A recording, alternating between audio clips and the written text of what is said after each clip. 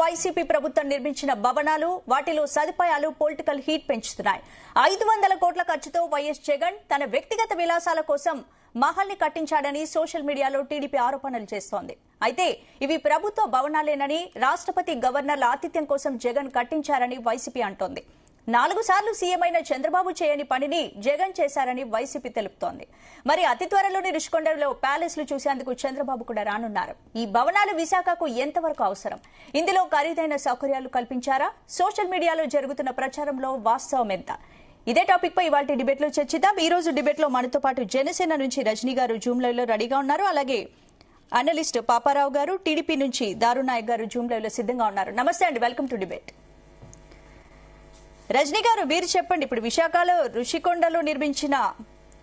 విశాఖలో నిర్మించిన రుషికొండ మహల్ గురించి ఎక్కడైనా, ఇక్కడ మొత్తం మార్నింగ్ నుంచి చూస్తున్నాం, ఎక్కడ చూసినా పేపర్లలో, సోషల్ మీడియాలో దీనిపైన రచ్చ జరుగుతోంది. ఏం చెప్తారు దీని గురించి? ముఖ్యంగా కృష్ణుడికి సంబంధించినటువంటి ప్రతిదీ ఈరోజు ఆర్టీఐ పెట్టుకుంటే రైట్ టు ఇన్ఫర్మేషన్ యాక్ట్ ప్రకారం 500 కోట్లు ఖర్చు అయిందా, 50 కోట్లు ఖర్చు అయిందా, 550 కోట్లు ఖర్చు అయిందా, 5,000 కోట్ల ఖర్చు అయిందా అనేది వస్తుంది. కాకపోతే గతంలో గౌరవ జగన్మోహన్ రెడ్డి గారు చెప్పారు అది ఆయనకి సొంతకి ఇక్కున్నటువంటి ప్యాలెస్ అని. తర్వాత టవర్ రిసార్ట్స్ అని పేరు మార్చి దాని పర్పస్ ఆఫ్ వేర్ అని చెప్పి రోజా గారితో ఓపెన్ చేపించారు. ఇవన్నీ ఒక ఎత్తు. ఈ రోజు మనం ఆయన్ని బ్లేమ్ చేయాల్సినటువంటి ఇది కాదు, కానీ రోజు పెద్ద ఇంటర్నేషనల్ హోటల్స్ లో కూడా రిసార్ట్స్ అసలు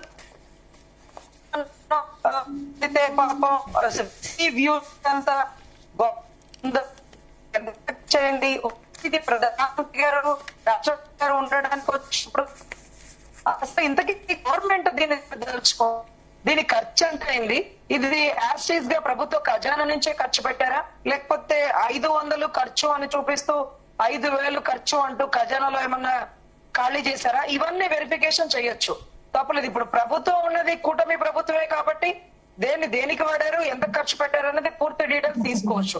కానీ ఏదైతే ఉన్నాయో దీనికి సంబంధించిన జిఎస్ఐ ఉంటుందండి, జియోలాజికల్ కి సర్వే ఇన్వెస్టిగేషన్ ఉంటది, జియోలాజికల్ సర్వే ఆఫ్ ఇండియా ఉంటది 1851 కి సంబంధించి. సో దాని ప్రకారం కూడా ఈ ఋషికొండకి సంబంధించిన జనరల్స్ అనమాట గతంలో ఎర్రమట్టి దిబ్బల్ని కొల్లగట్టి గ్రీన్ ట్రిబ్యునల్ యాక్ట్ కి సిద్ధంగా వెళ్ళినటువంటి తత్వం కూడా మనకు తెలుసు. క్లారిటీగా చెప్పాలి గౌరవ్ జగన్మోహన్ రెడ్డి గారు. సో ఆయన దానికి క్లారిటీగా చెప్పలేకపోయారు. ఎనీవే దాన్ని హరిత రిసార్ట్స్ అని క్లోజ్ చేశారు. హరిత రిసార్ట్స్ కి అంత ఖర్చు ఎందుకు పెట్టారు? రిసార్ట్స్ కి అంత ఖర్చు పెట్టచ్చా? లేకపోతే ఇంటర్నేషనల్ సంబంధించిన టూరిస్టులు వస్తారని ఇంత గొప్ప కట్టారంటారా? లేదు గతం నుంచి ఋషికొండ ప్యాలెస్ అమ్మగారు వచ్చి పాలు పొంగిస్తారు, అక్కగారు వచ్చి పాలు పొంగిస్తారు, ఒక క్లారిటీ లేదు. తర్వాత చూస్తే ఇలా చెప్పారు. సో మనం ప్రతి ఖర్చు ప్రభుత్వానికి లెక్క చెప్పాలి కాబట్టి అలా లెక్క చెప్పారా లేదా, ఎంత పక్కదారి పట్టించారు? నిజంగా మనం పైనుండే బాత్ టబ్నే చూస్తున్నాం, అదే రకంగా కింద మన నిధులు నిక్షేపాలు ఉన్నాయా, లేకపోతే గతంలో బళ్ళారికి సంబంధించి ఏదైతే ఒక ఎమ్మెల్యే కట్టించాడో అదే మాదిరిగా అతను తన సొంత డబ్బులతో కట్టించుకున్నారు. వీళ్ళేమో ఎవడబ్బా సొమ్మని కులుకుతూ తిరిగే రామచంద్ర అంటూ ఆ రోజు రామదాసును కూడా నిలదించినటువంటి ప్రజలు ఉన్నారు కాబట్టి, ఏది రాముని కూడా నిలదీసినటువంటి భక్తులు ఉన్నారు కాబట్టి ఈ రోజు పులివెందుల సొమ్మ మా ప్రభుత్వ ఖజానా సొమ్మ అని అడుగుతున్నటువంటి ప్రజలకి సమాధానం చెప్పాల్సినటువంటి బాధ్యత మాజీ ముఖ్యమంత్రి వర్యులు ఉంటుందండి. Okay right. పాపారావు గారు, మీరు చెప్పండి. ఇప్పుడు ఋషికొండ ప్యాలెస్ చూస్తే కళ్ళు చెదిరే దృశ్యాలు చూస్తున్నాం. లక్షల విలువైన బాత్రూమ్ సెట్టింగ్స్, కోట్లాది విలువ చేసే ఫర్నిచర్, అసలు ఆ ప్యాలెస్ ని చూస్తేనే అందరు షాక్ అవుతున్నారు. ఏంటి అంటే జగన్ ప్రభుత్వంలో అమరావతి కట్టడానికి డబ్బులు లేవని పదే పదే చెప్పిన ప్రభుత్వం ఇప్పుడు ఈ కట్టడాలను ఎలా చూపించారు? పాపారావు గారు, శ్రీశ్రీ కవిత్వం ఉంది కదా, ఏదే చరిత్ర చూసినా ఏమున్నది గర్వకారణం అంటే ప్రతి చారిత్రక కట్టడం వెనక తాజ్మహల్ నిర్మాణానికి రాళ్లెత్తిన కూలీలు ఎవరు అన్నట్లు ఇక్కడ చూసుకుంటే వాస్తవానికి ఏంటంటే చాలా రహస్యంగా జరిగిన నిర్మాణం ఇది అనేది. వాళ్ళ గంటా శ్రీనివాసరావు గారు అనుకుంటా, ఆయన జర్నలిస్టుని వెంట పెట్టుకుని వెళ్లి మొత్తం లోపలంతా తిరిగి ఆయన వాళ్ళు తిరిగి చూసిన దాకా కూడా మనకి వాస్తవంగా లోపల ఏముందనేది తెలియకుండా చేశారు. ఇక్కడ దీనిలో ప్రధానమైన ఇన్ని రకాల సందేహాలకి, ఇన్ని రకాల ప్రశ్నలకి, ఇన్ని రకాల జవాబులు రకరకాలుగా మనం మాట్లాడుకోవడానికి దాని గురించి కారణం ఏంటంటే దాన్ని రహస్యంగా నిర్మాణం చెప్పండి. దానిలోకి చీమ కూడా దూరకుండా రహస్యమైనటువంటి నిర్మాణంగా చేయటం. అది గవర్నర్ కోసం లేకపోతే రాష్ట్రపతి కోసం అయితే రహస్యంగా చేయాల్సిన నిర్మాణం కాదు. అప్పుడు అడపా జర్నలిస్టులు రానియచ్చు, చూడనివ్వచ్చు, అట్లాంటివి జరగచ్చు. కానీ అది కొంత పర్యావరణంగా పరంగా ఇంపార్టెంట్ ప్రాంతాలు, సెన్సిటివ్ ఏరియాలో అలాంటి పెద్ద నిర్మాణాన్ని సుమారుగా 500 కోట్లు అంటున్నారు, 400 కోట్లు అని రకరకాలుగా చెబుతున్నారు. అట్లాంటి నిర్మాణాన్ని చేపట్టి దాన్ని అంత రహస్యంగా చేపట్టడం అనేది ఈ రోజు చాలా పెద్ద చర్చనీయాంశంగా జనాల్లో, అది సాధారణమైన చర్చనీయాంశం కాదు. జనాలు అసలు నిజంగా అవాక్కైపోయి ఆశ్చర్యంతో నోరు తెరుపుకొని చూసే పరిస్థితి ఈ రోజు అక్కడ నిర్మాణాన్ని చూస్తే. ఎందుకంటే దాని గురించి మామూలుగా చెప్తా వచ్చింది ఏంటంటే గవర్నర్ కోసం లేకపోతే రాష్ట్రపతి గారు వస్తే వాళ్ళు విడిదిగా. అయితే దానిలో అనేక మామూలు సమావేశ మందిరాలు కూడా ఉన్నాయి, అనేక ఉన్నాయి, ఒక 6 డజన్ దాకా ఉన్నట్టున్నాయి. ఇవన్నీ చూస్తే అది విడిది గృహం లాగా లేదు. చాలా సందేహాలకు తావిచ్చినటువంటి వాతావరణం. సరే, ఏదేమైనా ఏంటంటే తాజ్మహల్ నిర్మాణానికి రాళ్ళెత్తిన కూలీలు ఎవరు అన్నట్లు నిన్న. సరే, ఇప్పుడు నేను ఆ ప్రశ్న మళ్ళీ తేవటం ఎందుకనేది కానీ కావాలని తెస్తున్నాను నేను దాన్ని. నిన్నటిదాకా వర్గ పోరాటం జరుగుతుంది, పేదలంతా ఓ పక్కున్నారు, పెద్దలంతా ఓ పక్కున్నారు అనేటువంటి వాతావరణంలో ఇప్పుడు ఈ వర్గ పోరాటంలో ఈయన కూడా ఏ పక్కనే ప్రశ్న. ఇంత ప్యాలెస్ ఇలాంటిది వచ్చిన తర్వాత చాలా ప్రశ్నలు వస్తాయి జనానికి. నిజంగా మా పక్కన ఉన్నాడా అనే ప్రశ్న కూడా నేనే విమర్శించడానికి చెప్పట్లా. మంచి పద్ధతి కాదు కాబట్టి చేసింది చెప్తున్నాను. ఏ మాత్రం మంచి పద్ధతి కాదు చేసింది. అంత ఖరీదైన విలాసవంతమైన భయం 500 కోట్లు పెట్టి రాష్ట్రం చాలా రకాలుగా చాలా సమస్యలతో డబ్బులు లేక కటకట్లాడుతున్న స్థితిలో రాష్ట్రపతి గవర్నర్ కోసమైనా అలాంటిది అవసరం. ఇప్పుడు వాళ్ళు ఉండటానికి 7 స్టార్ 5 స్టార్ హోటళ్లు చాలా ఉన్నాయి. వాళ్ళు విశాఖపట్నం వస్తారా రారా అనేది మామూలుగా అయితే సాధారణంగా అయితే విశాఖపట్నం రారు. జనరల్ గా అయితే సికింద్రాబాద్ వాళ్ళకి వేసవి రిసార్ట్ గా రాష్ట్రపతికి ఉండేది హైదరాబాద్ లో. ఇట్లా కాబట్టి ఏంటంటే ఇది చాలా ఆశ్చర్యకరమైన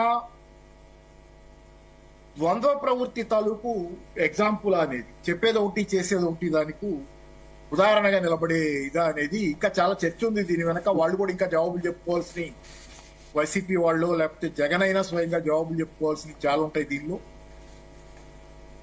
సరే, కాబట్టి ఏంటంటే ఇది ప్రస్తుతానికైతే మాత్రం ఇది పూర్తిగా ప్రజల సొమ్ముని దుర్వినియోగం చేయటం అనేది మాత్రం నిస్సందేహంగా నిజం. ఇక అసలే కట్టకట్టలాడుతున్న రాష్ట్రం, ఎప్పటికప్పుడు ఢిల్లీ పోయి పైసలు తెచ్చుకోవాల్సిన పరిస్థితి. అట్లాంటి రాష్ట్రంలో దీన్ని బహుశా నేను అనుకుంటే ఎవరు సమర్థించలేరు. జగన్ సంక్షేమ పథకాలను సమర్థించే నేను కూడా దీన్ని ఎట్టి పరిస్థితుల్లో సమర్థించే స్థితిలో ఎవరూ లేవు. దీన్ని ఖచ్చితంగా ఖండించాల్సిందే.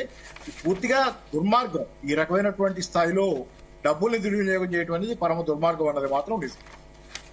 Okay, right. నాయక్ గారు, దారినాయక్ గారు, మీరు చెప్పండి. రుషికొండ వ్యవహారంపై చంద్రబాబు ప్రభుత్వం ఏమైనా చర్యలు చేపట్టే అవకాశం ఉందా? ముందుగా జీప్ టీవీ ప్రేక్షకుల నాయకు నమస్కారం అండి. గతంలో జగన్మోహన్ రెడ్డి మాయ మాటలు పడి ప్రజలు 2019 సంవత్సరంలో పట్టం కట్టారు. 150 సీట్లు వచ్చినాయి జగన్మోహన్ రెడ్డికి. అయితే ఈయనేదో ఉద్ధరిస్తారనే ఉద్దేశంతో అనుకున్నారు ప్రజలు. కానీ ఎస్సీ, ఎస్టీ, బీసీ, మైనార్టీకి సంబంధించిన సంక్షేమ పథకాలు అయితే పక్కన పెట్టి, అదే విధంగా రుషికొండనైతేనేది ఇంకా కొండలు అన్ని పక్కదారి మళ్లించా ఉన్నారు. అయితే ఈ రోజు సోషల్ మీడియాలో రుషికొండ గురించి చూస్తుంటే చాలా ఆశ్చర్యకరంగా ఉంది. 1,41,946 గజాలు, స్క్వేర్ గజాలు, చదరపు అడుగులలో రుషికొండను కట్టి, అదే విలాసవంతమైన 3 భవనాలు పెట్టి 100 కోట్లు వృధా చేసి ఈ జగన్మోహన్ రెడ్డి ఆ రాత్రి వచ్చిన సోషల్ మీడియా నుంచి చూస్తా ఉంటే చాలా మంది ఆశ్చర్యపోతున్న ప్రజలు. అంటే ఈ జగన్మోహన్ రెడ్డికి ప్రజల డబ్బు అంటే లెక్క లేదు. ఎందుకంటే ఆయన సొంత స్వభావం కోసం దేనికైనా తెగిస్తారు. ప్రజలు 3 రాజధానులు అన్నారు. అదే విధంగా రాజధాని విశాఖలో పెట్టాలన్నారు. దీనికోసం ఆయన రాజధాని విశాఖలో పెట్టేది ఇవాళ ప్రజలు గ్రహించారు. అదే విధంగా ముందుగా గ్రహించి ఈయనకి ఎట్లా బుద్ధి చెప్పాలో అది చెప్పారు. ఇలాంటి దుర్మార్గుడు ఉండకూడదని ప్రజలు డిసైడ్ అయ్యారు. ఇంక మీదట ఈ జగన్మోహన్ రెడ్డి మీద కేసు పెట్టాలని ప్రభుత్వం తరపున మేము కూడా చంద్రబాబు నాయుడు గారికి తెలియజేస్తాం. ఈ రాష్ట్రంలో ఇప్పుడు ప్రజలు మొత్తం సుభిక్షంగా ఉన్నారు. అదే విధంగా చంద్రబాబు నాయుడు గారు గతంలో చెప్పారు, ఈయన దుర్మార్గుడు, ఈయన ప్రజలకు పక్కదారి పట్టిస్తా ఉన్నాడు, ఈయన ప్రజలకు మాయ మాటలు చెప్తా ఉన్నాడు, ఈ తాడేపల్లి కొంపలో కూర్చొని అన్ని కబుర్లు చెప్తున్నారు కానీ ప్రజల గురించి ఏ మాటలు మాట్లాడలేదు. ఇలాంటి దుర్మార్గుడికి తగిన రీతిలో బుద్ధి చెప్పారు. అదే విధంగా ఈ ఋషికొండ భూములకు కూడా ప్రభుత్వం నిర్ణయం తీసుకుంది, దీనికి ప్రజల కోసమే అంకితం చేస్తారు. అదే విధంగా ప్రజల గురించి ఆలోచించే ప్రభుత్వం ఏదైనా ఉంటే అది తెలుగుదేశం ప్రభుత్వమేనండి. అదే విధంగా ఇవాళ ఈ ఋషికొండ అయితేనేంది, ఇవాళ చూస్తున్న మీడియాలో, సోషల్ మీడియాలో ఇవాళ మన తాడేపల్లిలో జగన్మోహన్ రెడ్డి విలాసవంతమైన భవనానికి ఇవాళ ప్రజలు కూడా నడుచుకుంటూ వెళ్తా ఉన్నారు. చాలా మంది ఆనందంగా ఉంటారు. వాళ్ళు మాట్లాడుతా ఉంటే జగన్మోహన్ రెడ్డి ఇంటికాడ పక్కనున్నోళ్ళు, అయ్యా మాకు ఇన్ని రోజులు మేము మొత్తుకున్నాం, మేము గొడవ చేసిన, మాకు ఉండటానికి నివాసం ఉన్న ఇల్లు ఖాళీ చేయించారు, కానీ ఈ రోజు మేము ప్రశాంత జీవితాన్ని గడిపిస్తున్నామని ఇవాళ అంటున్నారు ప్రజలు. అంటే ఈయన ముఖ్యమంత్రి పదవి అడ్డం పెట్టుకొని నేను ఏదైనా చేయవచ్చు, నేను ఎంత ఖర్చు పెట్టుకోవచ్చు, నేనెంతనా ప్రజల డబ్బులు దుర్వినియోగం చేయవచ్చు సరే అహంకారంతో చేసినటువంటి వ్యక్తి ఈ జగన్మోహన్ రెడ్డి. మీరు చూస్తా ఉన్నారు, ఈ రాష్ట్రంలో అభివృద్ధి అనేది లేదు.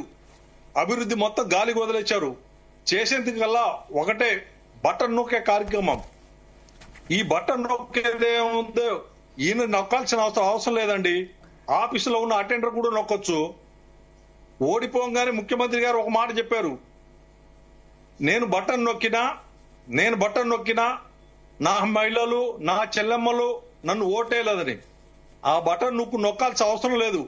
మీ ఆఫీసులో కూర్చొని అటెండర్ కూడా నొక్కుతారండి. కానీ ఇవన్నీ గ్రహించి ప్రజలే ఆయన గొంతు పిసికారు. ఆయనకి ఎట్లా రీతిలో బుద్ధి చెప్పాలో ఆ విధంగా బుద్ధి చెప్పారు.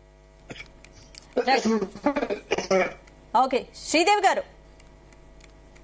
నమస్తే అండి. నమస్తే అండి శ్రీదేవి గారు, వెల్కమ్ టు డిబేట్ అండి. శ్రీదేవి గారు, మీరు చెప్పండి, ఇప్పుడు గతంలో ఎక్కడా లేని విధంగా ఒక ప్రభుత్వ కట్టడాన్ని 500 కోట్లతో నిర్మించడాన్ని ఎలా చూడొచ్చు అంటారు? మీరు ఏం చెప్తారు దీని గురించి? ఇది నిజంగా ఒక రకంగానండి దురహంకారానికి ఒక కనబడుతోంది. ఖచ్చితంగా ఇది దురహంకారం. ఆర్థిక నేరాలు చేయడం, ఆర్థికంగా రాష్ట్రంలో ఇబ్బందులు పడుతున్నారు, అప్పులు తెస్తున్నాము, చాలా కష్టాల్లో ఉంది అని చెప్పేటువంటి పరిస్థితి ఉంటే రాష్ట్రానికి ఈ విధమైనటువంటి బిల్డింగ్లు కడతాము, అది కూడా సొంత ప్యాలెస్లు కట్టుకుంటాము, లేకపోతే మేము పరిపాలన చేయడానికి, మా అహంకారాన్ని చూపించుకోవడానికి, మా దర్పాన్ని చూపించుకోవడానికి ఇటువంటి ప్యాలెస్లు కడతామని చెప్పి కోట్ల రూపాయలు ఈ విధంగా దుర్వినియోగం చేయడాన్ని ఏదైతే ఉందో దీన్ని ప్రజలు ఖచ్చితంగా హర్షించరు. దీనివల్ల దీనికి అక్కడ స్థానిక ప్రజలు ఓటు రూపంలో చూపించారు. ఏదైతే రాష్ట్రం అంతా చూడవలసినటువంటి ఋషికొండ పూర్తిగా గుండు చేసేసారు అని చెప్పే ఏదైతే ప్రజలంతా భావించారో ఆ రిజల్ట్ ద్వారా వారికి ఆ రిజల్ట్ వాళ్ళకి చూపించారు. ఖచ్చితంగా దాని మీద ప్రభుత్వం ఎంక్వైరీ చేసి ఎక్కడైతే అవకతవకలు జరిగే అవన్నీ చేయాలి. అయితే ఏదైతే కొండని తవ్వేయడం వల్ల చుట్టుపక్కల అటవీ ప్రాంతం ఏదైతే పూర్తిగా ఏమీ లేకుండా అయిపోయిందో అటువంటి అటవీ ప్రాంతాన్ని ఖచ్చితంగా మళ్ళీ పునర్నిర్మాణం చేయాల్సిన బాధ్యత కూడా ఈ ప్రభుత్వానికి ఉంటుంది. అదేవిధంగా ఆ బిల్డింగ్స్ ని ఉపయోగించుకుని రాష్ట్ర అభివృద్ధికి ఏ విధంగా ఉపయోగపడుతుంది అనేటువంటి ఆలోచన చెయ్యాలి. కానీ ఈ ప్రభుత్వం మీద ఉన్నటువంటి సవాళ్లు పాత ప్రభుత్వం, గత ప్రభుత్వం ఏదైతే చేసిందో వారి తప్పిదాలని సరిచేయడానికి చాలా కష్టపడాల్సిన పరిస్థితి ఏర్పడింది. ఈ రోజున ఆ పాత ప్రభుత్వం ఏదైతే ఇంటికి పంపించిన ప్రభుత్వం ఉందో ఆ ప్రభుత్వం పూర్తిగా ఎక్కడ ఏ పని చేసినా సరే అది అనవసర పనిగా, దానివల్ల రాష్ట్రానికి ఎటువంటి ప్రయోజనం లేనటువంటి పరిస్థితులు కనబడుతున్నాయి. రాష్ట్రంలో అటువంటి పరిస్థితులు ఏర్పాటు చేసినటువంటి ప్రభుత్వంలో ఉన్నటువంటి అధికారులని, అదేవిధంగా అటువంటి ప్రభుత్వంలో పనిచేసినటువంటి మంత్రుల్ని, ఆ సంబంధిత అందరినీ కూడా శిక్షించాల్సిన అవసరం కూడా ఉంది. ఒకసారి ప్రభుత్వంలో 5 సంవత్సరాలు ఏదో ఒకటి చేసేసి మేమంతా మాయ చేసేస్తాము, ఇలాంటి అనవసర పనులు చేస్తాము, ప్రభుత్వానికి రాష్ట్రానికి అప్పులు పాలు చేస్తాము, మాకు తోచింది మా అహంకారానికి మా దర్పాన్ని మేము చూపించుకోవడానికి ఏదో ఒకటి యాక్ట్ చేస్తూ ఉంటాము అని చెప్పి ఏదైతే ప్రభుత్వం అధికారంలోకి వచ్చినటువంటి పార్టీలు భావిస్తాయో ఖచ్చితంగా ఆ పార్టీలకి శిక్ష పడినట్టయితే, పార్టీలకే కాదు ఆ వ్యక్తులకి శిక్ష పడినట్టయితే ఖచ్చితంగా ఇంకొకసారి ఇటువంటి నిర్ణయాలు తీసుకోవడానికి ఆలోచన చేస్తారు. ఎప్పుడు కూడా ఎవరైనా సరే ఇటువంటి ఆర్థిక అనవసరపు ఖర్చులు, రాష్ట్ర ప్రభుత్వం డబ్బులు అనవసరంగా ఖర్చు పెడితే, రాష్ట్ర ప్రజల డబ్బులు ఈ విధంగా అనవసరంగా వృధాపాలు చేస్తే, ఆ ఆడంబరాలకి ఒక రకమైనటువంటి వాళ్ళ అహాన్ని రక్షించుకోవడానికి ఇటువంటి పనులు చేస్తే ఎటువంటి శిక్ష వేస్తారు అనేది ప్రజలు చూపించేసేది ప్రజలు చూపించారు. కాదు, ఖచ్చితంగా ప్రభుత్వం కూడా దీని మీద చర్య తీసుకుని ఎవరైతే సంబంధిత అధికారులు దాని విషయంలో ఉన్నారో వాళ్ళందరినీ కూడా శిక్షించాల్సిన బాధ్యత ఉంది. శిక్షించినట్టయితేనే వారి సరైనటువంటి భావితరాలకి భరోసా గాని, భావితరాలకి ఇటువంటివి చెయ్యకూడదని గాని, రాజకీయ నాయకులు వాళ్ళ అహంభావాన్ని చూపించుకోవడానికి, స్వార్థయాన్ని ప్రజల మీద రుద్దడానికి, ఇటువంటి నిర్ణయాలు చేయడానికి వాళ్ళకి అధికారం లేదు అనేది అధికారం ఖచ్చితంగా ఒక అమెండ్మెంట్ చేయాల్సిన అవసరం ఉందని చెప్పి మేము భావిస్తాను. ఇది చెప్పండి మేడం.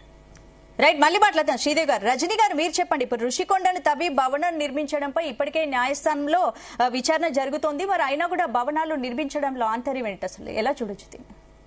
మేడం, ముఖ్యంగా ఇది ఒక హైకోర్టులో డిస్కస్ చేసే కేసు కాదండి, ఇది గ్రీన్ ట్రిబ్యునల్ కి సంబంధించింది కాబట్టి ఢిల్లీలో దీని గురించి డిస్కషన్ జరుగుతుంది. ఎర్రమట్టి తిప్పలు కూడా ఇంత లెక్కే తవ్వాలి, ఇంత దాటి తవ్వకూడదు అంటే ఆ కొండ మీద గ్రీన్ మ్యాట్లు కప్పేసి మ్యాప్ పాయింట్ కి కూడా చిక్కనంత దారుణంగా చేశారు అంటే ఇది నాట్ ఓన్లీ ప్రజా ప్రతినిధులండి, ఇక్కడ ఉండేటటువంటి గవర్నమెంట్ ఎంప్లాయీస్ కూడా కొద్ది గొప్ప బాధ్యత వహించాల్సిందే. ఎందుకంటే అవతలోడు తానా అంటే తందానా అంటే వాడు పోతాడు తర్వాత 5 ఏళ్ల తర్వాత, మరి నువ్వెక్కడికి వెళ్తావు, నీ ఉద్యోగం పరిస్థితి ఏంటి?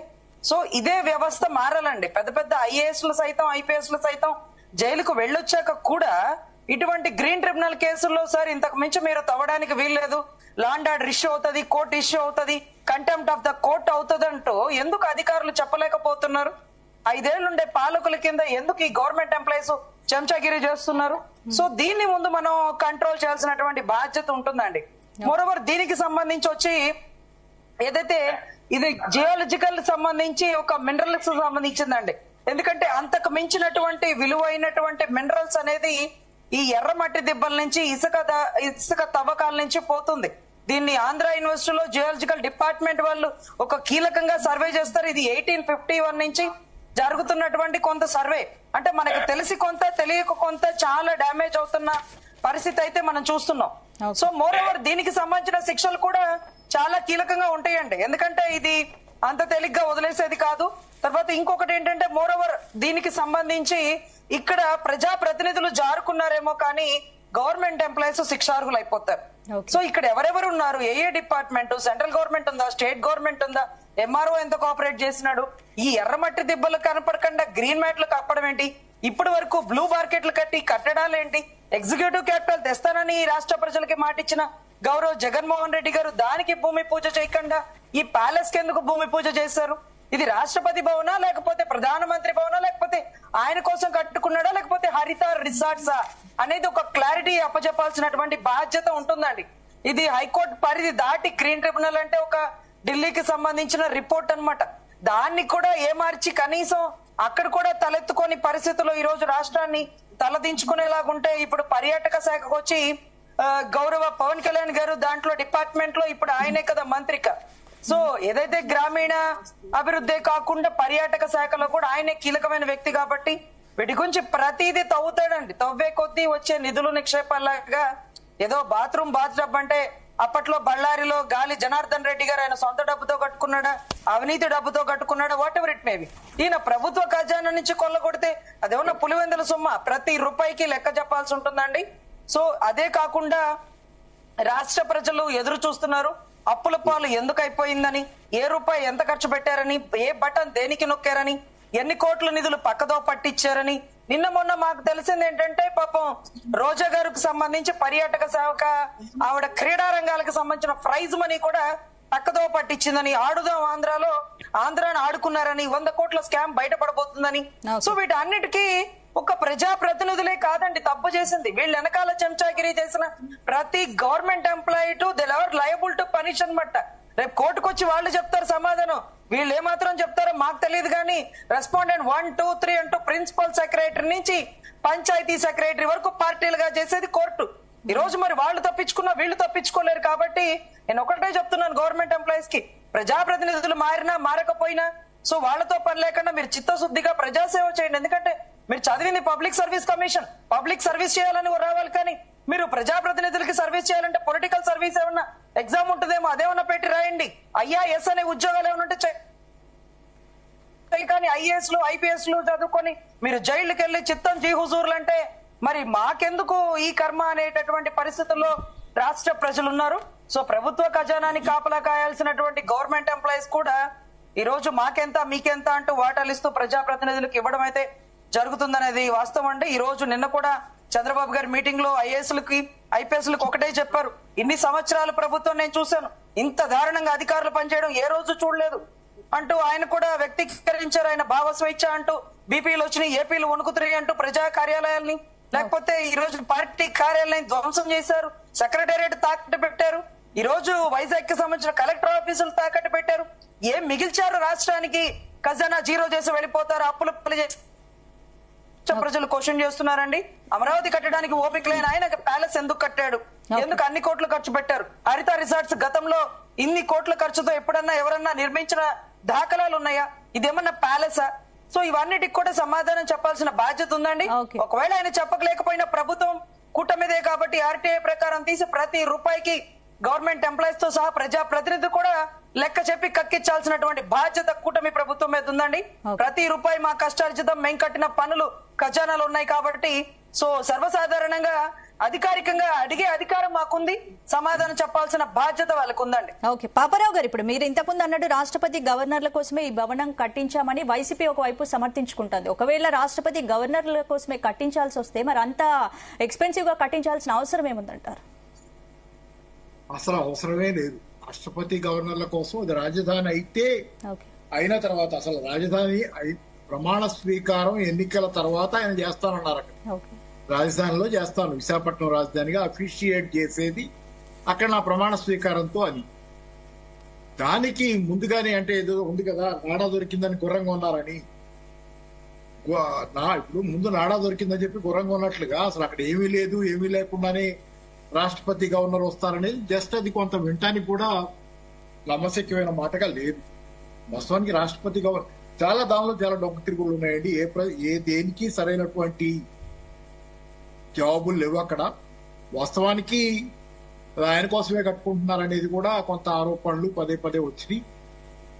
సరే, దాని మీద ముందు అవునన్నా కాదన్నా, తర్వాత మళ్ళీ ఏదో దశలో దానిలో మార్పులు చేస్తే ఆయనే ఉండొచ్చు అన్నట్లుగా అన్నారనేది కూడా కొన్ని ఇక్కడ ఏదో డాక్యుమెంట్ ఒకటి ఉంది.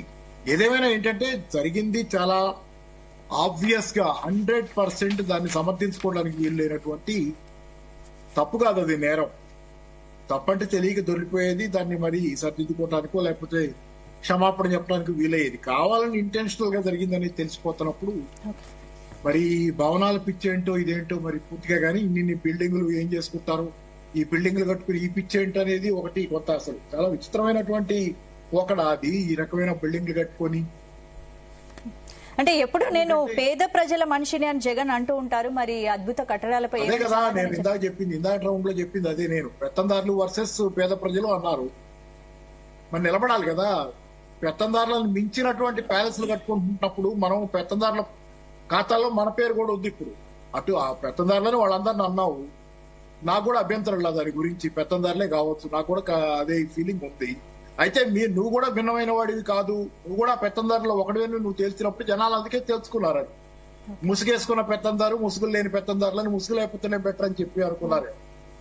ఏంటంటే పూర్తిగా కానీ ఏ విధంగానూ ఎవరు సమర్థించడానికి లేదు. చూద్దాం, మరి ఏదో చెబుతారు కదా ఇప్పుడు, తాడి చెట్టు ఎందుకు ఎక్కామంటే దూడ మేత కోసం అన్నట్టు ఏదో కథలు వస్తాయి కదా, కొన్నాళ్ల పాటు కథలు అయితే చెప్తారు మళ్ళీ. అయితే అది పెద్ద నేరం, ఎందుకంటే పర్యావరణ పరంగా దాన్ని తీసుకున్నప్పుడు ఆ నేషనల్ గ్రీన్ ట్రిబ్యునల్ గానీ వాళ్ళు ఫారెస్ట్రీ గానీ వాళ్ళు సీరియస్ గా తీసుకుంటే అసలు మామూలు విషయం కాదు, ఇది చాలా పెద్ద కేసు. అంటే పర్యావరణ సంబంధిత విషయాల్లో గానీ అటవీ జంతువులకు సంబంధించి గతంలో కూడా చూసాం. అటవీ జంతువులను వేటాడారు అనే దాని మీద అడవికి వెళ్ళినటువంటి బాలీవుడ్ నటులు జైలుకి వెళ్ళినటువంటి కేసులు ఆయన చూసాం. కాబట్టి ఏంటంటే పర్యావరణ విషయంలో కూడా అట్లాంటి శిక్షలే ఖచ్చితంగా చాలా తీవ్రంగానే ఉంటాయి. ఇది సాధారణమైనటువంటి కేసు కాదనేది మాత్రం నిజం. ఈ కేసులో విచారణ అయితే జరుగుద్ది.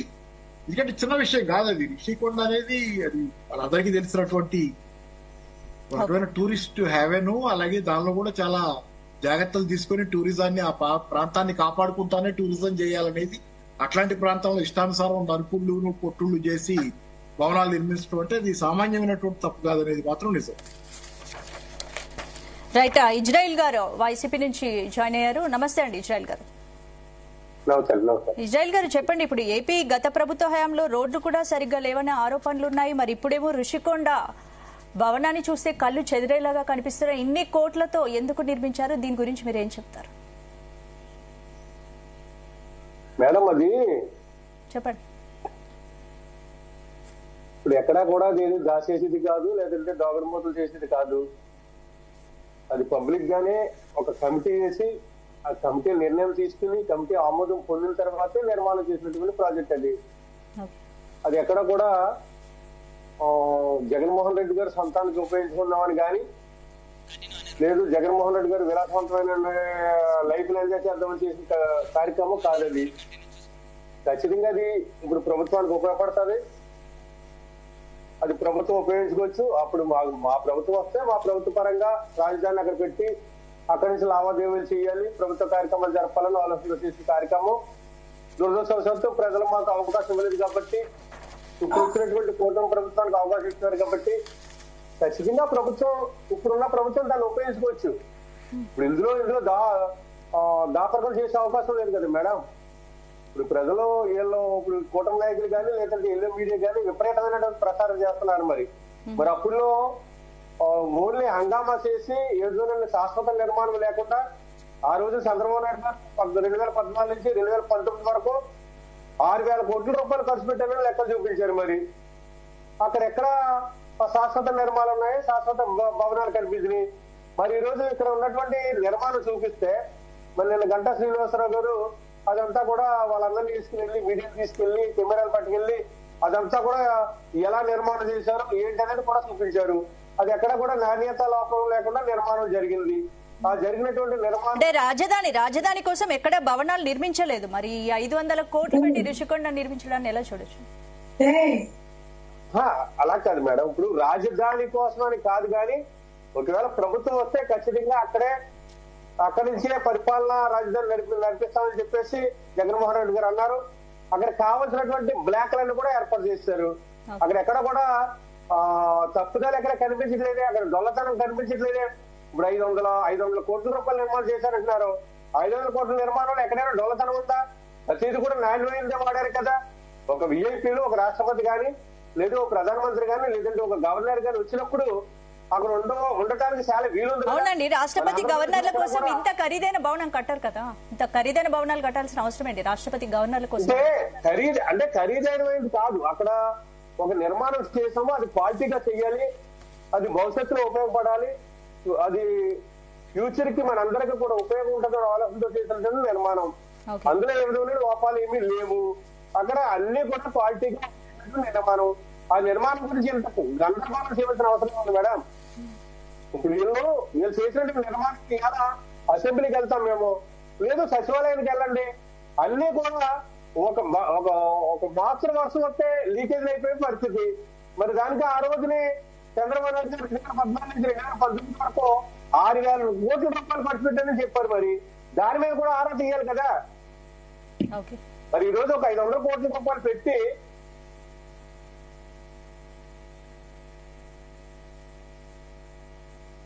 శాశ్వత భవనం చేసి అన్ని హంగులతో చాలా నీట్ గా ఎక్కడ ఇబ్బంది లేకుండా కడితే దాన్ని తప్పేమని చెప్పండి. అంటే ఏంటి ఇజ్రాయిల్ గారు ఇప్పుడు గత ప్రభుత్వంలో జగన్ ప్రభుత్వంలో బయటి వ్యక్తులను ఎవరిని అలో చేయకుండా అష్టదిగ్బంధనంలో ఉన్న ప్యాలెస్ ని ఎన్నికల ముందు హడావిడిగా రహస్యంగా ప్రారంభోత్సవాలు ఎందుకు చేసినట్టు? మరి మేడం ఇప్పుడు ఒక విఐపీలు దేశ విదేశాల నుంచి వచ్చేటప్పుడు అది కొంచెం రహస్యంగా ఉంచవలసిన అవసరం ఉంటుంది. కానీ అది ప్రారంభోత్సవం చేశారు. ఈ ప్రారంభోత్సవంలో ఇప్పుడు మీరు బయట పెట్టారు. సరే బయట పెట్టారు, అందులో లోపాలు ఏమున్నాయి? అందులో నాణ్యత లోపం ఎక్కడైనా ఉందా? పోనీ డొల్లతనం ఏమైనా కనిపిస్తుందా? ఎందుకు మీరు ఆ విధంగా చేయాల్సి వచ్చింది?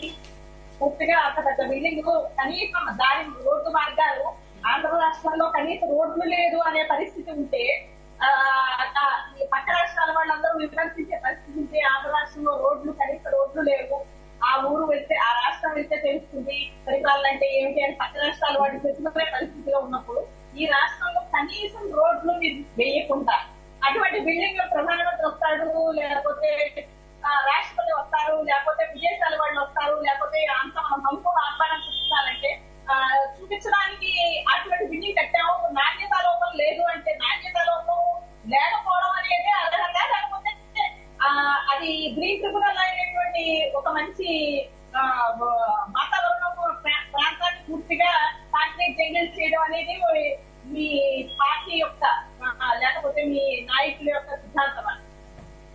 అది అక్కడ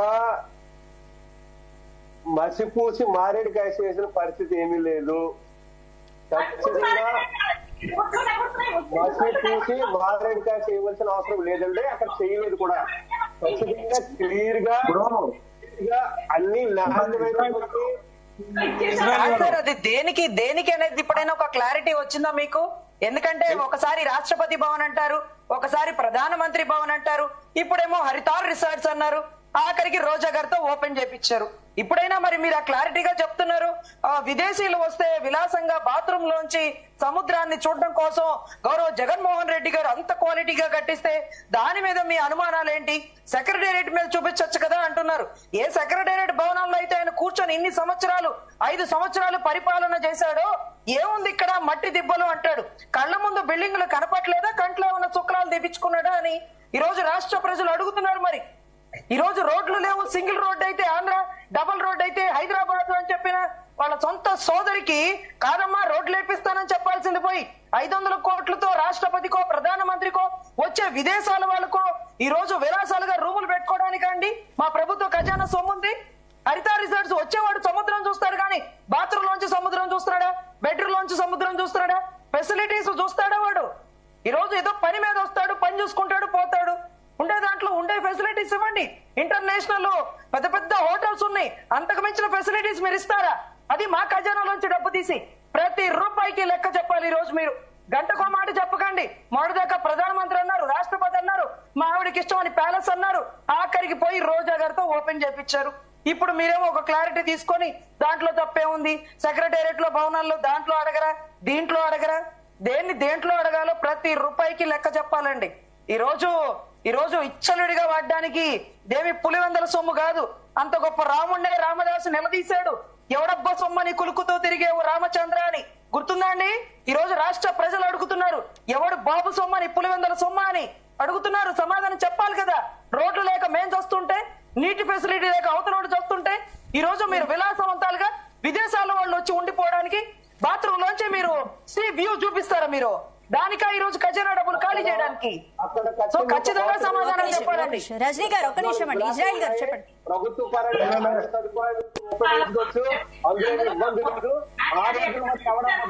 శ్రీదేవి గారు ఒక్క నిమిషం 6,000 కోట్ల రూపాయలు ఖర్చు పెట్టి కూలగొడితే ప్రజావేదికని ఒక ప్రకృతి చాలా కూలగొడితే కూలిపోయినటువంటి ప్రజావేదికని 900 కోట్లకు వచ్చేలా చెల్లించారండి మీరే. శ్రీదేవి గారు ఒక నిమిషం. ఇజ్రాయెల్ గారు ప్రజావేదికని ఇజ్రాయెల్ గారు చెప్పేసి ఇజ్రాయెల్ గారు ఒక నిమిషం, నాయక్ గారు మాట్లాడండి. 900 కోట్ల రూపాయలు చూపించారు. లేదు ఇజ్రాయెల్ గారు వర్షం కూర్చుంటే లీకేజ్ అయిపోయినటువంటి సచివాలయం ఎలా నిర్మాణం చేశారు 6,000 కోట్ల రూపాయలతోటి.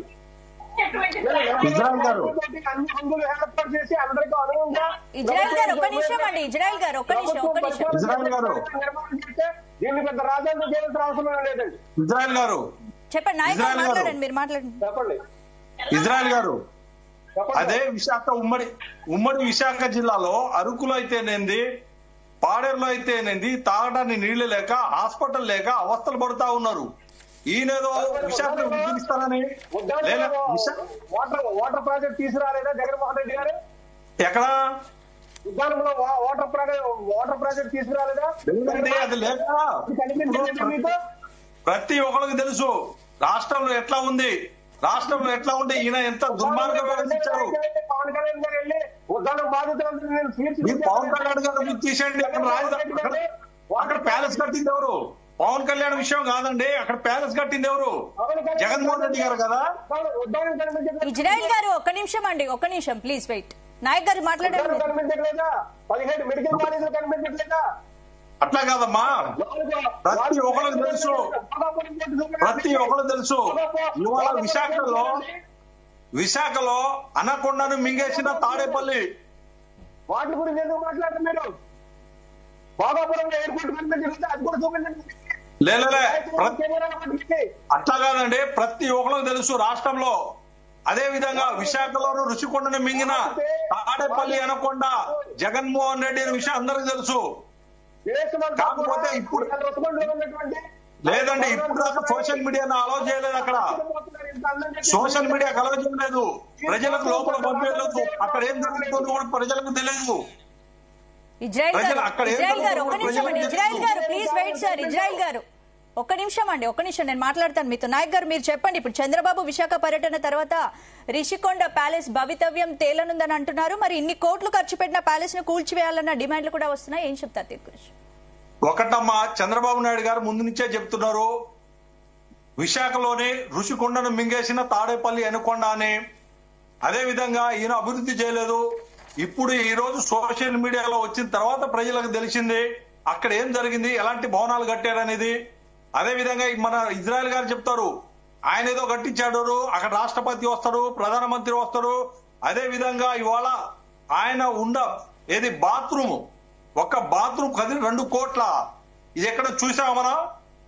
అంటే ఆయన చేతిలో పవర్ ఉందనే ఉద్దేశంతోనే, నేను ఇష్టం వచ్చినట్టు చేయవచ్చు అనే ఉద్దేశంతోనే, అహంకారంతోనే 151 మంది ఎమ్మెల్యేలు గెలిచారని ఆ ఉద్దేశంతోనే తప్ప ఆయన అహంకారం చేశారు కానీ ప్రజల కోసం కాదు. 154 మంది గెలిచారని మీరు అహంకారంతో అహంకారంగా మాట్లాడతారా? మీరు ప్రజలు మీకు అవకాశం ఇచ్చారు, సద్వినియోగం చేసుకోండి అంతే తప్ప మీరు 151 సీట్లు 150 సీట్లతో ఎక్కించారు. ఏదైతే ప్రజలు మీకు అధికారం ఇచ్చాడో ఆ అధికారాన్ని మళ్ళీ కొంతకాలంలోనే తొందరగానే మీరు పాటించుకునేలా ఉన్నారు. మీరు చేసే వ్యవహారాలను లేదు. ఇవాళ జగన్మోహన్ రెడ్డి అనే వ్యక్తి, జగన్మోహన్ రెడ్డి ఎలాంటి మహానుభావుడో ప్రజలు మొత్తం గ్రహించారు. ఇంక లేదు జగన్మోహన్ రెడ్డికి. జగన్మోహన్ రెడ్డి కలలు కంటున్నా ఉన్నారు. ప్రజలు గ్రహించిన మూలాన్ని మీరు 3 కలిసి వచ్చినా, 4 కలిసి వచ్చినా, 5 కలిసి వచ్చినా మీకు 53% వచ్చినాయి. సింగిల్ గా వచ్చినా ఒక 40% ఓట్లు వచ్చినాయి. మా తక్కువ ఓట్లు వచ్చినాయని మాత్రం మీరు ఏమి పెద్ద గొప్పలు చెప్పకండి. మాకు సుమారు 1,32,00,000 మంది ఓట్లు వేశారు మాకు. ఇప్పుడు చంద్రబాబు నాయుడు గారు వ్యక్తి, చంద్రబాబు నాయుడు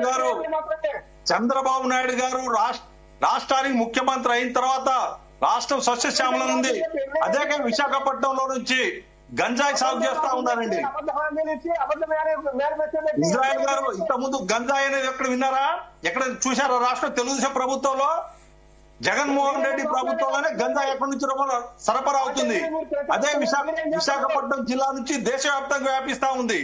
ఎక్కడ గంజాయి దొరికినా కానీ, ఎక్కడ గంజాయి దొరికినా కేరా పడ్డా విశాఖపట్నం జిల్లా. ఆ విషయం మీరు గ్రహించండి. ఈయన అడ్మినిస్ట్రేషన్ తెలియదు, అడ్మినిస్ట్రేషన్ తెలియదు. ఈయనకు తెలిసిన కల్లా ఒకటే, చెత్త మీదే చెత్త పనులు చేస్తారు. ఈయనకు తెలిసింది కల్లా ఒకటే, దుర్మార్గం, అక్రమ కేసులు, దౌర్జన్యాలు. ఇలాగా ఈయనకు తెలిసింది. ప్రజల బ్రహ్మాండమని తీర్పిచ్చారండి. ఇజ్రాయెల్ గారు అప్పులతో ఆస్తులు తాకట్టుతో నడుస్తున్న రాష్ట్రంలో రాష్ట్రపతి కోసమో గవర్నర్ కోసమో ఇలాంటి అద్భుత కట్టడం న్యాయం అంటారా? అంటే మీరు ఇప్పుడు అప్పులు చేసి మాకు అద్భుత కట్టడాలు కట్టడాన్ని రాష్ట్రపతి గాని గవర్నర్ గాని అడగరు కదా? మేము అనేది ఏంటంటే రాజధాని మా ప్రభుత్వం వస్తుంది, రాజధాని పరిపాలన అక్కడ నుంచి ఉంటుందన్న ఆలోచనతో జగన్మోహన్ రెడ్డి గారు నిర్మాణం చేశారు. కానీ ఎక్కడైనా 3 రాజధానులు చూశారండి? ప్రపంచంలో ఎక్కడైనా 3 రాజధానులు చూశారా? ఇక తుక్లపాలన కాకుండా ఏమంటారండి దీనికి? ఆర్థిక రాజధాని చేస్తాను విశాఖపట్నం ఎందుకు మాట్లాడుతున్నారు చంద్రబాబు నాయుడు గారు? పోనీ చేశారా? పోనీ చేశారా రాజధాని? ఆయన విలాసవంతమైన ఎందుకు మాట్లాడుతున్నారు విశాఖపట్నాన్ని? ఎక్కడ చూడలేదు అంటున్నారు కదా. ఆర్థిక రాజధాని చేస్తాను ఎందుకు మాట్లాడతారు చంద్రబాబు నాయుడు గారు ఇప్పుడు విశాఖపట్నాన్ని? మీరేమంటారు దానికి? ఆర్థిక రాజధాని చేస్తానంటారు కదా విశాఖపట్నం చంద్రబాబు నాయుడు గారు. ఖచ్చితంగా చేస్తారు. ఎన్నో జిల్లాలు ఉన్నప్పటికీ వైజాగ్ ఎప్పటి నుంచో డెవలప్డ్ ఏరియా సార్, ఎప్పటి నుంచో డెవలప్డ్ ఏరియా. ఎక్కడ చెప్పలేదు. విశాఖపట్నానికి రాజధాని చేస్తారని ఎక్కడ చెప్పలేదండి. మొన్న మాట్లాడుతున్నారు కదా ఆర్థిక రాజధాని చెప్పలేదు. విశాఖపట్నం ఆర్థికంగా అభివృద్ధి చేస్తానన్నారు. ఆర్థికంగా అభివృద్ధి చేస్తానన్నారు, రాజధాని చేస్తానని చెప్పలేదు. ఆర్థిక రాజధాని ఉంటే ఆర్థికంగా డెవలప్మెంట్ చేస్తారు. రాజధాని అనే పదం వాడలేదండి. రాజధాని అనే పదం అమరావతి రాజధాని, అమరావతి రాజధాని. చంద్రబాబు నాయుడు గారు జగన్మోహన్ రెడ్డి లాగా పిచ్చి పాలన చేయరండి. మంచి పాలనే చేయండి. మీరు మంచి పాలన చేయడమే మేము కోరుకుంటున్నాం. ఖచ్చితంగా చేస్తారు, ఖచ్చితంగా చేస్తారు. ఈ రాష్ట్రానికి దేశంలో ఆదర్శవంత రాష్ట్రం చేస్తారండి. ఈ రాష్ట్రానికి దేశంలోనే ఆదర్శవంత రాజధాని చేస్తారు.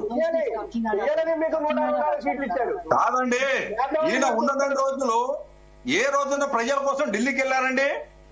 ఏ రోజున ప్రజల కోసం ఢిల్లీకి వెళ్ళారా? ఈయన కేసుల గురించి తప్ప ప్రజల గురించి ఒకరు మాట మాట్లాడారా? చంద్రబాబు నాయుడు గారు వెళ్ళారు కదా ఢిల్లీ 3 సార్లు పొత్తు పెట్టుకోవడానికి, వాళ్ళు కాళ్ళు అడిగారు పట్టుకోవడానికి. చరిత్ర మీరు బెయిల్ కోసం పోయారా స్వామి? మీరు బెయిల్ కోసం పోయారా కాళ్ళు పట్టుకోవడానికి? మీరు పొద్దుగూకులు వెంకటేశ్వర బొమ్మలు ఇచ్చి ఎవరు కాళ్ళు పట్టారో అన్ని ఫోటోలు బయటకు వచ్చినాయిలేండి, అన్ని ఫోటోలు బయటకు వచ్చినాయి. అయినా పాపం మీ సొంత సోదరి చెప్తుంది ఎందుకని, సొంత సోదరి మాట్లాడుతుంది కదా, బీజేపీ కాళ్ళు ఎందుకు పట్టుకుంటావన్నా, స్పెషల్ స్టేటస్ ఎందుకు తీసుకురాలేదన్నా, ప్యాకేజీలు ఎందుకు అడుగుతున్నావన్నా మోడీ గారి దగ్గర ఎందుకన్నా చెంచాగిరి చేశామని సొంత సోదరి రక్తం ప్రశ్నిస్తుంది కదా. అక్కడ చెప్పండి సమాధానం. ఇప్పుడు చంద్రబాబు నాయుడు గారు కేంద్రంలో కీలక పాత్ర వహిస్తున్నారు, అడగండి. ఇప్పుడు కూటమిలో కలిసాం సార్, కూటమిలో కలిసినప్పుడు మేమేమైనా మాట్లాడతాం, మీరు కలవలేదంటారు కదా. మరి ఏంటో అజ్ఞాత స్నేహితుడు, మరి మాకైతే తెలియదు అని మేము చెప్పలేదండి, సొంత సోదరి చెప్పింది అప్పట్లో. సోదరి ఏమండి, 5 సంవత్సరాల్లో చంద్రబాబు నాయుడిని తిట్టడం, చంద్రబాబు నాయుడు గారి అక్రమ కేసులు, పవన్ కళ్యాణ్ గురించి మాట్లాడటం, పవన్ కళ్యాణ్ 3 పెళ్లిళ్ళు అని చెప్పడం, ఇదే తప్ప ఏమైనా అభివృద్ధి చేశారా?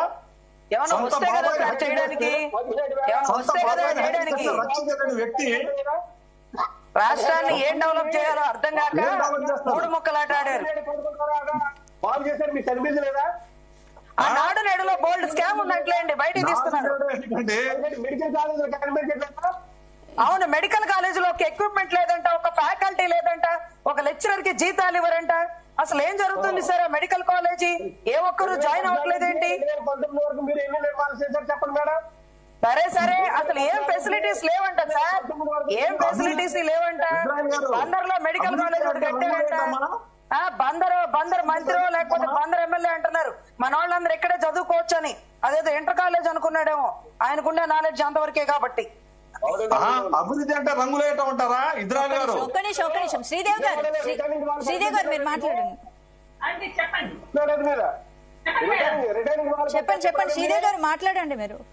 ఇప్పుడు నేననేది ఏంటంటే, ఉద్దాన బాధితులకు మంచినీళ్ళు ఇచ్చాం, ఉద్దాన బాధితులకు మంచినీళ్ళు అరగారు జల్ అని చెప్పి సెంట్రల్ గవర్నమెంట్ ఇస్తున్న డబ్బులతో ఇచ్చారు.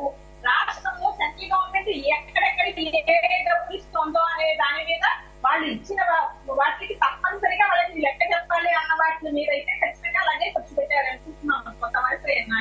కానీ అది కూడా రాష్ట్రం అంతా ఇవ్వాలి అంటే కనీసం ఆ ఉద్దానం మాత్రం ఇచ్చి అదొకటి ఏదో బాగా తెలిసిపెట్టుంది మా ఫ్యామిలీస్ గారికి. వారు ఆ విధమైనటువంటి ఏర్పాటు చేసేసారు. అయితే ఋషికొండ ఇప్పుడు ఈ రోజున కట్టినటువంటి ప్యాలెస్ ని మెయింటైన్ చేయడానికి ఎంత ఖర్చు అవుతుంది? ఈ రోజున ప్యాలెస్ మెయింటైన్ చేయడానికి అయ్యే ఖర్చు ఎవరిస్తారు? ఆ ప్యాలెస్ లో లైట్లు, అన్ని రూముల్లో లైట్లు వేయాలంటే కరెంట్ ఛార్జెస్ ఎవరు పే చేస్తారు? ఇంతకంటే సోషల్ మీడియాలో సరదాగా ఎన్నో అన్నది ఏంటంటే సామాన్యుడికి అందుబాటులో తేవాలి, ప్యాలెస్ పోల్చడం కాదండి. పోల్చడం కాదు, 100% నేను కూడా ఒప్పుకుంటాం. ఖచ్చితంగా ఎటువంటి పరిస్థితుల్లోనూ అటువంటి ప్యాలెస్లు అంత అద్భుతమైన భవనాలు పూర్తి చేయడం అనేది కరెక్ట్ కాదు. అది ఏదో రకంగా చంద్రబాబు నాయుడు గారి విజ్ఞప్తి వారు ఉపయోగించుకుంటారు, రాష్ట్రానికి కూడా ఉపయోగపడే విధంగా ఆలోచన చేస్తారు. కానీ అందులో ఒక రూమ్ లో కరెంటు గానీ, ఒక రూమ్ లో ఏసీ గానీ, ఒక రూమ్ లో అన్ని ఫెసిలిటీస్ పని చేయాలంటే అయ్యేటువంటి ఖర్చు ఎవరు భరిస్తారని చెప్పి నేను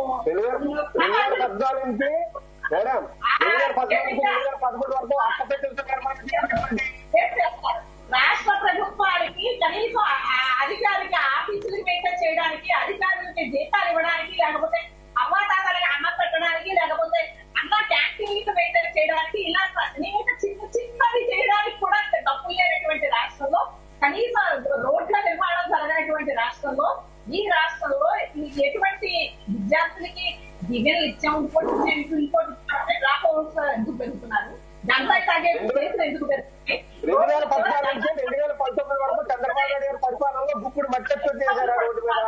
బ్రహ్మాండంగా చేశారండి ఇజ్రాయెల్ గారు.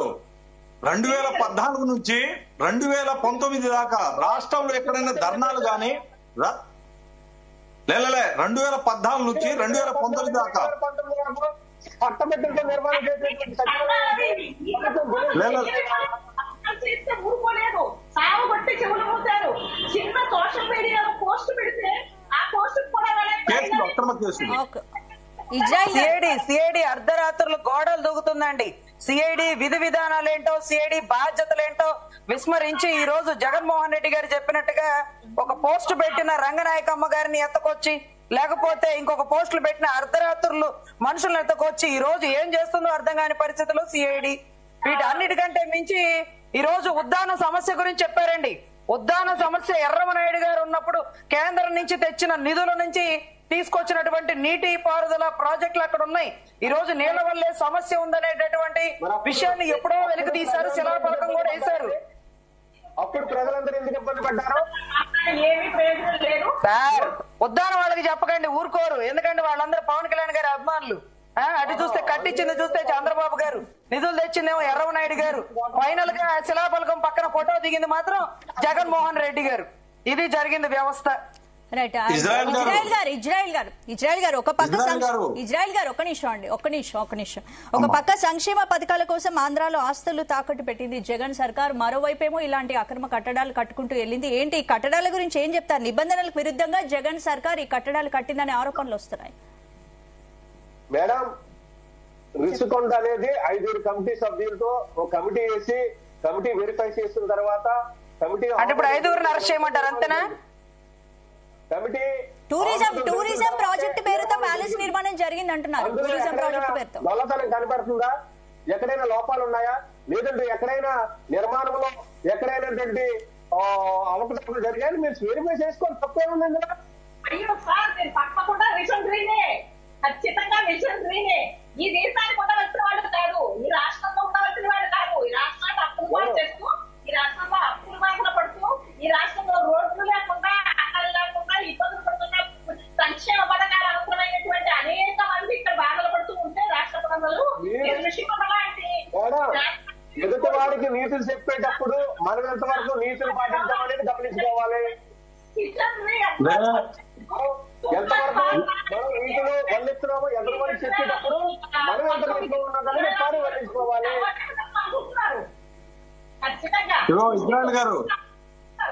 ఇజ్రాయెల్ గారు 2014 నుంచి 19 దాకా అంటే 18 దాకా రాష్ట్రంలో ఎక్కడ గొడవలు గాని, ధర్నాలు గాని, రాస్తారోకోలు గాని చంద్రబాబు నాయుడు గారి హయాంలో ఎక్కడ జరగలేదు. అయితే ఈ జగన్మోహన్ రెడ్డి మాయలో పడి వినండి, ఒక్క నిమిషం అండి. జగన్మోహన్ రెడ్డి ఒక్క ఛాన్స్ అని చెప్పి కులాలు మతాల మధ్య రెచ్చగొట్టి అధికారంలో వచ్చిన తర్వాత ఈయన చేసింది కల్లా ఏంటంటే ఇప్పుడు మన సోదరులు మాట్లాడినట్టు అక్రమ కేసులు, ఏమైనా పోస్టులు పెడితే వాళ్ళని అరెస్ట్ చేయటం, రాజధానిలో వాళ్ళ భూములు ఇచ్చి వాళ్ళ రోడ్ల మీద వచ్చి వాళ్ళకి అక్కడ ఒక్క క్యాంపే పెట్టారు. అంత దుర్మార్గంగా పరదా వేసుకుని తిరిగిన ముఖ్యమంత్రి ఎవరైనా చరిత్రలో ఎవరైనా ఉన్నారండి? జగన్మోహన్ రెడ్డి కాకపోతే పరదా వేసుకొని, అది కూడా చెట్లు అడ్డం వస్తాయని చెట్లు కూడా నరికిచ్చిన గనుడు ఇవాళ రాష్ట్రం 20 సంవత్సరాలు వెనక్కిపోయింది. ఎస్సీకి సంబంధించి 27 సంక్షేమ పథకాలు, ఎస్టీకి సంబంధించి 16 సంక్షేమ పథకాలు, అదే విధంగా ఎస్సీ ఎస్టీ బీసీకి సంబంధించిన పథకాలు మొత్తం తీసేసి రోడ్డు మీద పెట్టారు. ఇవాళ ఒక్కళ్ళకంటే ఒక్కళ్ళకు లోన్ ఇచ్చారండి ఈ ప్రభుత్వంలో. నేను ఎస్టీ కార్పొరేషన్ చైర్మన్ చేసిన, ఎస్టీ కార్పొరేషన్ లో ఇవాళ ఎవరికైనా కానీ ఒక్క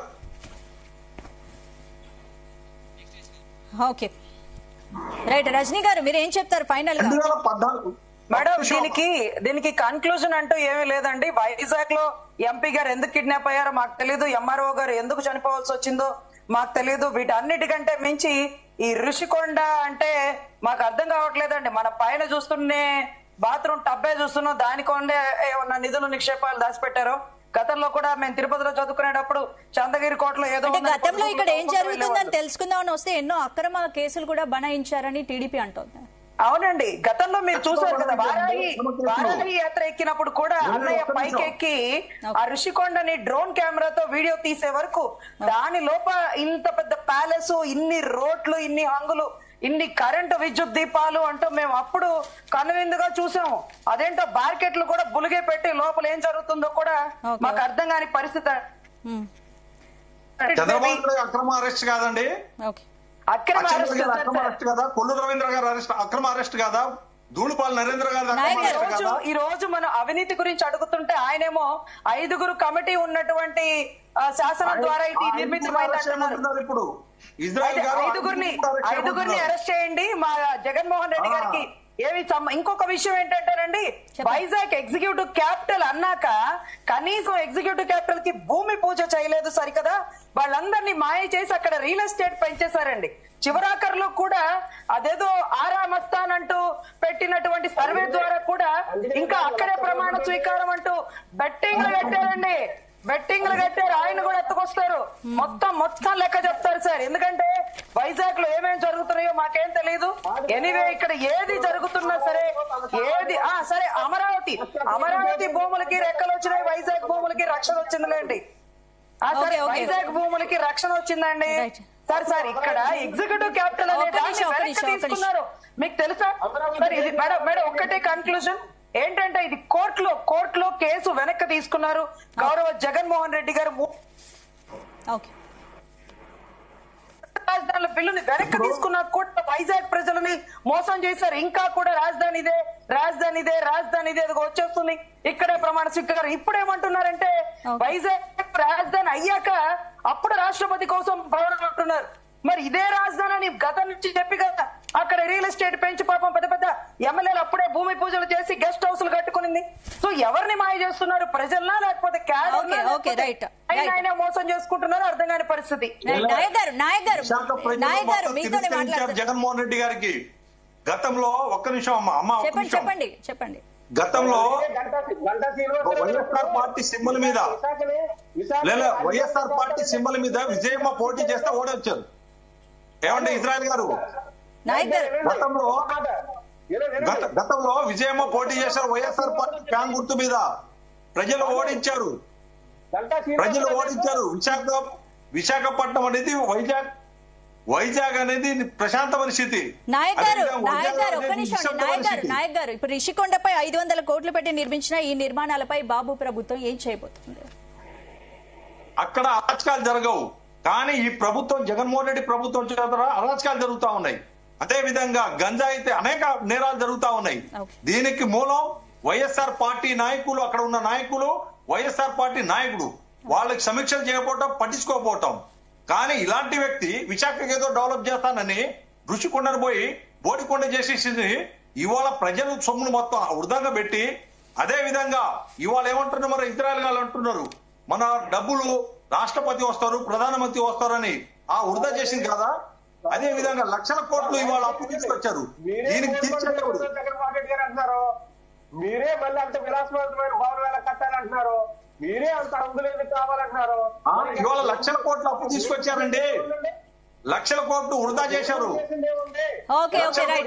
ఇజ్రాయెల్ గారు ఒక్క నిమిషం అండి. నేను పేద ప్రజల మనిషినని జగన్ ఎప్పుడు చెప్తుంటారు. ఈ అద్భుత కట్టడాలపై ఏమని సమాధానం చెప్తారు? మరి పేద ప్రజలు కాదమ్మా, అక్కడ ఒక అడ్మినిస్ట్రేషన్ కావాలి, అక్కడి నుంచి ఒక రాజధాని నిర్మించాలి, ఒక రాజధాని అంటే 1000 కోట్ల అప్పులు తీసుకొచ్చింది సంక్షేమ పథకాలక కట్టడాలు కట్టడానికి అని ప్రజలు అడుగుతున్నారు.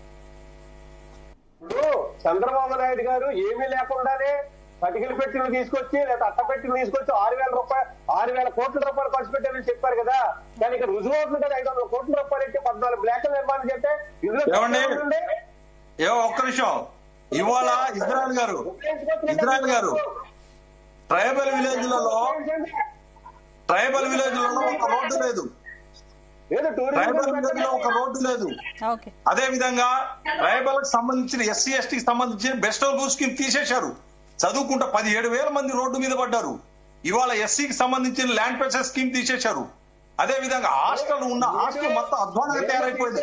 మా ప్రభుత్వం తీసేసారని చెప్తున్నారు కదా, మీరు పెట్టండి. ఇప్పుడు ఖచ్చితంగా చేస్తున్నాం, ఖచ్చితంగా మా నాయకులు ఖచ్చితంగా చేస్తారు. ఆ చేస్తారని నమ్మకంతో ప్రజలు తీర్పు ఇచ్చారు. వచ్చారు కదా, మీరు చరిత్ర అంటే చంద్రబాబు నాయుడు గతంలో అభివృద్ధి చేశారు. లేదు, చంద్రబాబు నాయుడు గారు అభివృద్ధి చేశారు. అభివృద్ధి చేస్తారన్న నమ్మకంతోనే జగన్మోహన్ రెడ్డికి ఇంటికి పంపించారు. ట్యాంపరింగ్ జరిగింది అని చెప్పేసి 20 లక్షల ఈవీఎంలు ఏమైపోయినాయి ప్రజలందరూ అడుగుతున్నారు.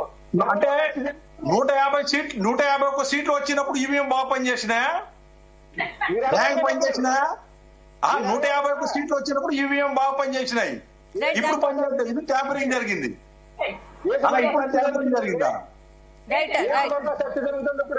ఏమండి, మన నెల్లూరులో పార్లమెంట్ ఎలక్షన్ లో దౌర్జన్యం గెలిచారు.